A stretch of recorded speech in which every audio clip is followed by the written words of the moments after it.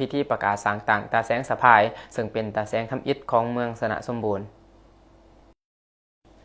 พิธีประกาศสร้างต่างตาแสงสะพายเป็นตาแสงทำอิฐของเมืองสนะสมบูรณ์เพื่อเป็นการปรับปรุงกงจักรการจัดตั้งและยกระดับประสิทธิภาพของการคุ้มครองการบริหารรัฐอยู่หากฐานให้มีความเข้มแข็ง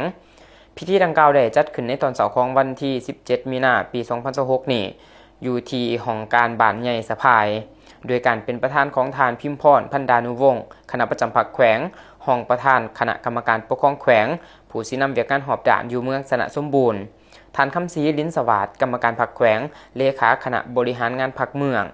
มีบรรดาแขกเชิญจากแผนกการอ้อมขางแขวงและเมืองอ้อมขางพร้อมด้วยบรรดากรมกองของการอ้อมขางเมืองและพ่อแม่ประชาชนเขาร่วม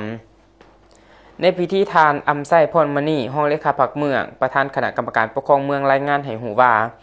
สำนักงานคณะกรรมการปกครองตาแสงสะพายตั้งอยู่จุดบ้านใหญ่สะพายเมืองสนะสมบูรณ์ห่างจากเทศบาลแขวง17 กิโลเมตรและห่างจากเทศบาลเมืองสนะสมบูรณ์13 กิโลเมตร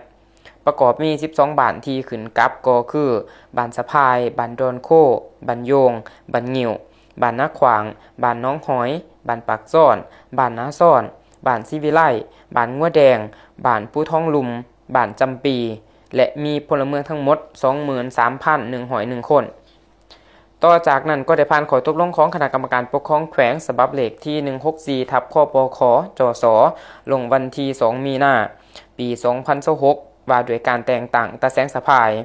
ผ่านมติตกลงของคณะประจำพรรคเมืองฉบับเลขที่17ทับคจพมสบลงวันที่16 มีนาคม ปี 2026ว่าด้วยการสร้างตั้งองค์คณะพรรคหากฐานตาแสงและบ่งตัวแต่งตั้งคณะบริหารงานพรรคหากฐานตาแสงสะพายผ่านข้อตกลงของคณะกรรมการปกครองเมืองสนะสมบูรณ์ฉบับเลขที่53ทับคปมสบลงวันที่16 มีนาคม ปี 2026ว่าด้วยการแต่งตั้งประธานห้องประธานตาแสงและหัวหน้าหน่วยงานที่ขึ้นกับคณะกรรมการปกครองตาแสงสะพายซึ่งเห็นดีแต่งตั้งทานสุขสวรรค์วุฒิปัญญาเป็นคณะประจำเลขาคณะบริหารงานพรรคหากฐานตาแสงทั้งเป็นประธานคณะกรรมการปกครองตาแสงสะพาย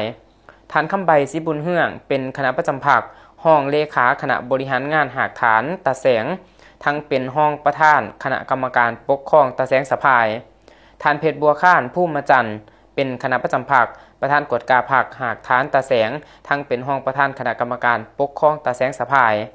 สำหรับคณะพรรคหากฐานตาแสงสะพายประกอบมี24หน่วยพรรคที่ขึ้นกับ